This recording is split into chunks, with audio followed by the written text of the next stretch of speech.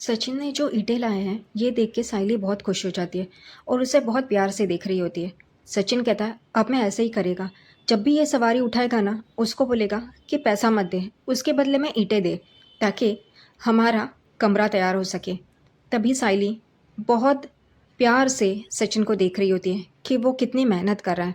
तभी वो भी कहती है कि मेरी भी एक पहचान के है जिनका सीमेंट का दुकान है, तो मैं उनसे कहूँगी जब भी कि मुझे भी वो पैसे के बदले ये सीमेंट दे दे। सचिन बोलता है फिर तो मस्त है।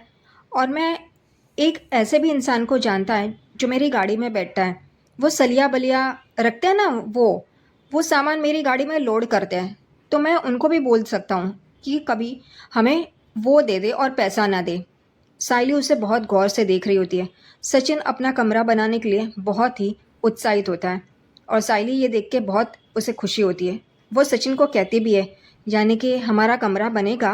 वो कहता है तो अब ये चैलेंज वैलेंज दे दिया है ना, चुनौती तो अपन ने दे दी है, तो अब अपना कमरा बनेगा, मतलब बनेगा 100%।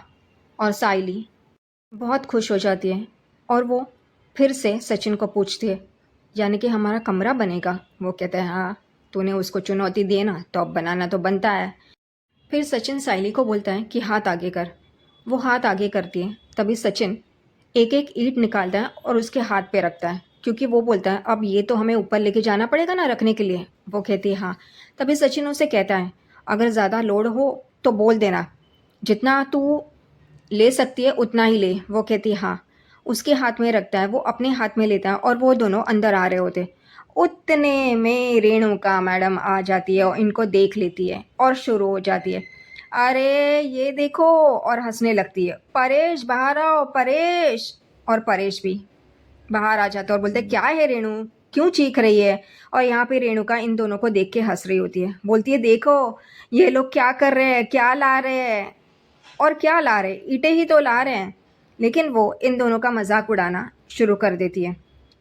कहती है परेश देखो, ये तुम्हारे लाडले और लाडली को ये देखो क्या लेके आए हैं वो ईंटें। तभी परेश भी उन दोनों को ईंटों के साथ देख के हैरान हो जाता है और वो पूछता है ये क्या है, तुम दोनों क्या कर रहे हो? अब परेश की भी याददाश्त ऐसी है ना, सच में। एक तो उनको ही कमरा बनाना है, तो वो अपने कमरे के लिए ही कुछ कर रहे होंगे, इतना भी दिमाग में नहीं आता। यहाँ पे रेणुका शुरू हो जाती है, इन दोनों को देखो, ये क्या करे और ये कहाँ लेके जा रहे हैं, इसे कहाँ पे रखोगे? मेरे घर में जगह नहीं है ये सब रखने के लिए, क्या कर रहे हो तुम लोग? तभी सचिन बोलता है अरे हमने वो चैलेंज लिया है ना, तो उसी को पूरा कर रहे हैं, दिखाई नहीं देता क्या? तभी यहाँ पे रेणुका बोलती है ये 4 ईंटों से और हंसने लगती है। वो कहती है ये 4 ईंटों से तुम अपना कमरा बनाओगे? कितने साल लगेंगे? ये 4 ईंटें हैं ना, वो उससे क्या बनेगा पता है? वो जो सड़क पे जाते हुए रास्ते पे पेड़ के नीचे जो छोटा सा मंदिर होता है ना, वो मंदिर बन सकता है। और हंसने लगती है। परेश ये सारी बातें चुपचाप सुन रहा है, कभी तो अपनी पत्नी का मुंह बंद किया करे, पर नहीं। यहाँ पे साइली बोलती है काकू, बूंद बूंद से ही तो सागर बनता है और हमने शुरुआत की है। वो कहती है अच्छा, तो ये कब बनेगा? तेरी षष्ठी पूर्ति पे। तभी साइली वापस उसे मस्त जवाब देती है, काकू आप तो कहती थी कि मैं इस घर में एक दिन भी नहीं टिक सकती, लेकिन आज मेरे 60 साल तक आपने बता दिया कि मैं इसी घर में रहूँगी। इस बात की मुझे खुशी है। रेणुका का चेहरा देखने जैसा होता है। और सचिन वाह मस्त, साइली मस्त, बाइको मस्त। और यहाँ पे परेश गर्व कर रहा है। कभी दूसरों को गर्व करने का मौका तो दो परेश, पर नहीं। यहाँ पे रेणुका को गुस्सा आता है। वो कहती है हाँ, ये एक एक ईंट लेके क्या करोगे? कितना टाइम में तुम बनाओगे? तुम्हारी पूरी ज़िंदगी निकल जाएगी। तभी साइली कहती है हम बूंद बूंद से सागर भर रहे हैं, तो हो जाएगा, आप उसकी चिंता मत कीजिए। वो कहती है क्या होगा? हाँ, कुछ भी नहीं होगा इन लोग का। और देखा परेश, ये लोग कैसे बात कर रहे हैं? परेश कहता है रेणुका, वो दोनों जो कर रहे हैं उनको करने दो, उन पे भरोसा तो रख। जैसे तू अपने लाडले बेटे तेजस पे भरोसा करती है ना, उसका आधा% भी भरोसा इन पे किया ना, तो देख ये क्या कर गुजरेंगे। रेणुका उसे जवाब देती है कि तुम इस 2 टके के ड्राइवर की तुलना मेरे बिजनेसमैन बेटे, पढ़े लिखे बिजनेसमैन बेटे के साथ कर रहे हो परेश। छी। यहाँ पे परेश फिर भी चुप। 2 टके का ड्राइवर बोला है उसके बेटे को, लेकिन कुछ भी नहीं बोलता वो। और रेणुका तमतमाते हुए, इन पे गुस्सा करते हुए अंदर चली जाती है।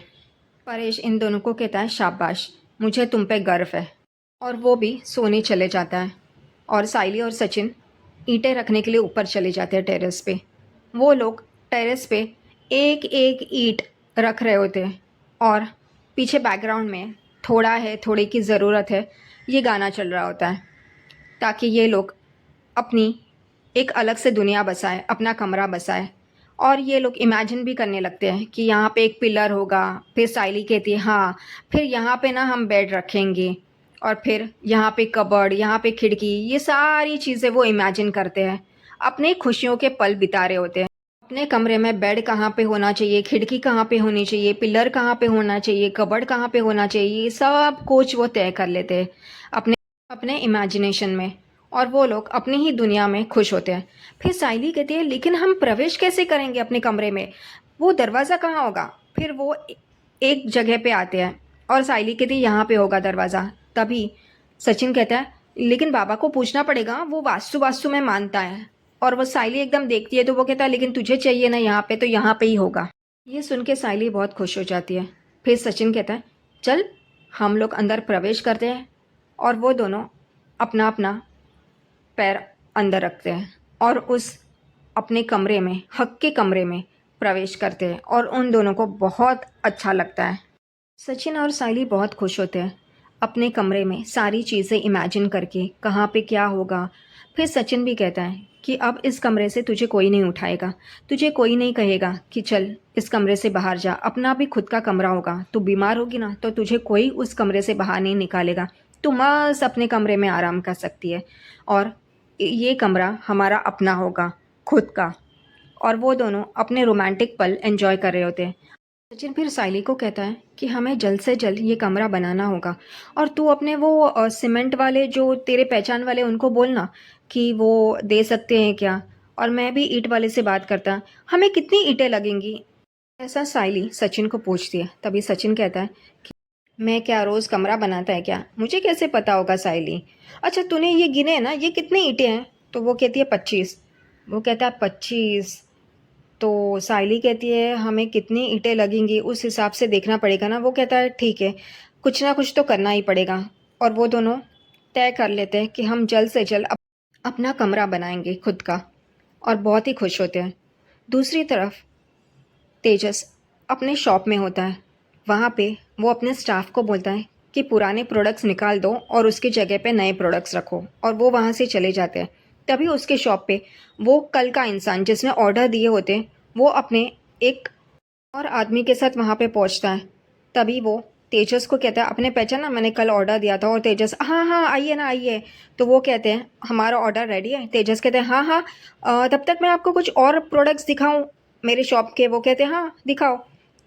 तेजस फ्रिज दिखाता और कहता है, इसमें आइसक्रीम रखोगे तो अपने आप जम जाएगी। वाह क्या फ्रिज है। वो कहते हैं, वाह वाह। तेजस कहता है, इसकी 5 साल की वारंटी है। फिर वो आदमी कहता है, और ये छोटा वाला फ्रिज। वो कहता है, इसकी 10 साल की वारंटी है। तभी वो आदमी कहता है, ये और वो छोटा दोनों ही हमें चाहिए, पैक करवा दीजिए। वो कहता है, ठीक है। फिर तेजस उन्हें टीवी दिखाता है, वो ऑर्डर करते हैं 5। फिर तेजस उन्हें एसी दिखाता है, तो वो भी ऑर्डर करते हैं 5। और वो कहते हैं, अभी के अभी ये सारी डिलीवरी चाहिए, अभी के अभी हम लोग को चाहिए। वो कहता है, हाँ हाँ क्यों नहीं। तेजस तो खुश हो जाता है, लेकिन ये नहीं सोचता कि जो भी दिखाते हैं वो लोग ले लेते हैं, कोई शक भी नहीं होता उसे। तेजस कहता है, आइए ना मैं बिल बनाता हूँ। तभी वो लोग कहते हैं, बिल बिल नहीं चाहिए। तेजस कहता है, क्या, बिल के बिना तो मैं प्रोडक्ट्स नहीं दे पाऊँगा। तो वो लोग कहते हैं, क्यों बिल चाहिए, हमें बिल नहीं चाहिए, हम कैश देंगे। तेजस कहता है, नहीं, हमारी ये शॉप की पॉलिसी है, हम लोग कैश नहीं लेते हैं, और बिल तो आपको लेना चाहिए, क्योंकि बिल दिखाने के बाद ही तो आपको वारंटी मिलेगी। तो वो कहते हैं, वो हम लोग देख लेंगे। लेकिन फिर तेजस ये सोच में पड़ जाता है कि अब मैं क्या करूं। और वो दोनों कहते हैं कि ठीक है, फिर हमें ये प्रोडक्ट्स नहीं लेने हैं। तभी वो कहते हैं, नहीं नहीं आप रुकिए ना, प्लीज़ रुकिए, ऐसा मत कीजिए। तभी वो दोनों समझ जाते हैं और वो कहते हैं कि देखो, तुम तो ये सिर्फ 10-20% का ही फ़ायदा उठा रहे हो, ये कैश में लो और ज़्यादा फ़ायदा उठाओ। तेजस कहता है, मैंने ऐसे कभी किया तो नहीं है। वो कहते हैं कि करके देखो। तो वो कहता है, हाँ लेकिन इसमें कोई रिस्क नहीं होगी ना। ये पढ़ा लिखा आदमी उनसे पूछता है, खुद का दिमाग नहीं लगाता। वो कहते हैं, नहीं नहीं कोई बात नहीं है। और वो कैश का बंडल बंडल तेजस के सामने रखता है। तेजस वो देख के एकदम खुश हो जाता है कि 5 लाख रुपए मिले कैश, और वो लेता है। और इतनी सारी खरीदी की है, उसके ऊपर तेजस एक केटल उन्हें फ्री में गिफ्ट करता है। पागल इंसान। वो लोग भी ले लेते हैं।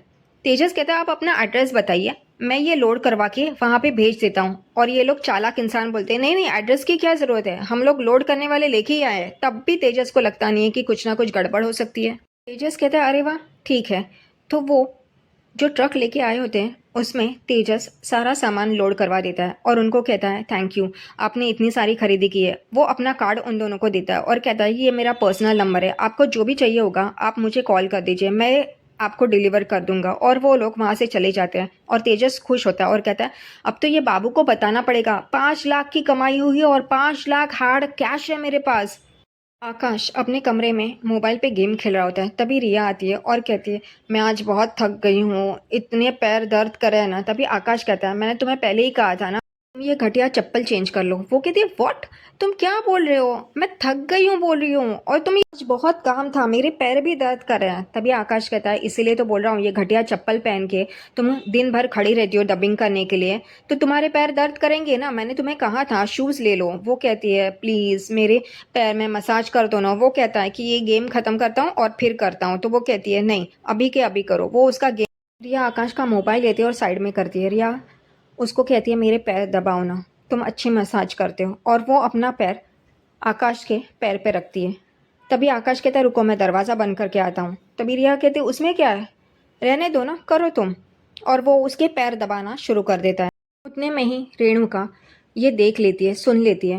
रिया कहती है कि वाह तुम कितने अच्छे पैर दबाते हो, मसाज करते हो, मुझे बहुत अच्छा लग रहा है, रिलीफ मिल रहा है। और ये सारी बातें रेणुका सुन लेती है और देख लेती है कि उसका बेटा अपनी पत्नी के पैर दबा रहा है और उसे ये कैसे गवा रहा होगा।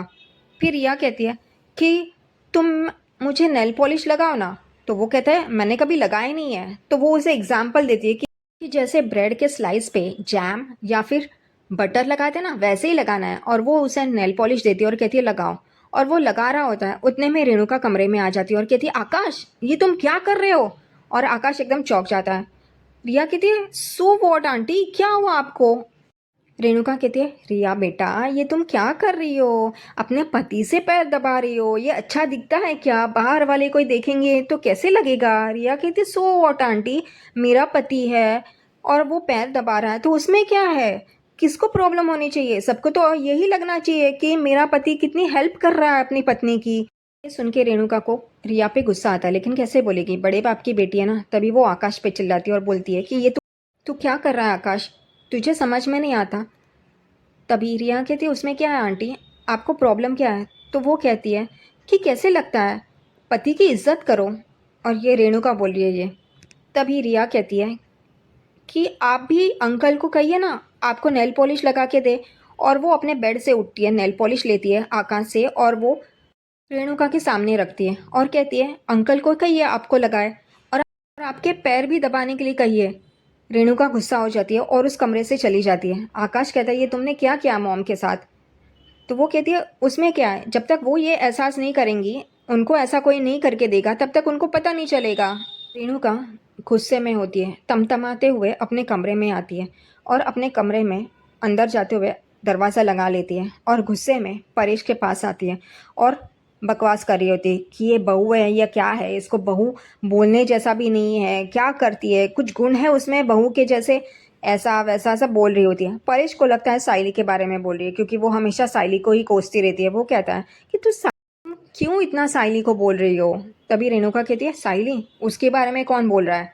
तो वो कहता है क्या, और वो एकदम आश्चर्य से रेणुका को देख रहा है। तो वो कहता है फिर कौन सी बहू के बारे में तुम बात कर रही हो। तभी रेणुका कहती है रिया के बारे में। वो कहता है क्या, वो तो तुम्हारी लाडली है, बड़े बाप की बेटी है ना। तो वो कहती है लेकिन उसे बहू कहने में शर्म आती है, वो कैसे बर्ताव करती है। परेश कहता है क्यों, क्या हुआ। तभी वो बताती है कि वो अपने पैर अपने पति से आकाश से दबवा रही थी। ये ऐसा कोई करता है क्या। फिर रेणुका बैठती है और परेश को सारी हकीकत बताती है कि कैसे वो आराम से बैठी थी और उसके पैर कैसे आकाश के ऊपर थे, आकाश के पैरों पे थे और वो उसके पैर दबा रहा था, कैसा लगता है। परेश कहता है तो उसमें क्या है, ये उन दोनों के बीच की बात है, वो पति पत्नी है, कुछ भी करे। तू तू क्यों इतना गुस्सा हो रही है? तभी रेणुका कहती है, अरे वो रिया तो आकाश से नेल पॉलिश लगवा रही थी और वो ये भी कह रही थी कि काका को भी बोलो आपके पैरों में नेल पॉलिश लगवा के दे। और ये सुन के परेश एकदम चौंक जाता है और वो साइड टेबल के यहाँ पे देखता है जहाँ पे रेणुका के नेल पॉलिश पड़े होते हैं। वो उसके तरफ देखने लगता है और ये सोचता है कि क्या मुझे भी अब लगाना होगा।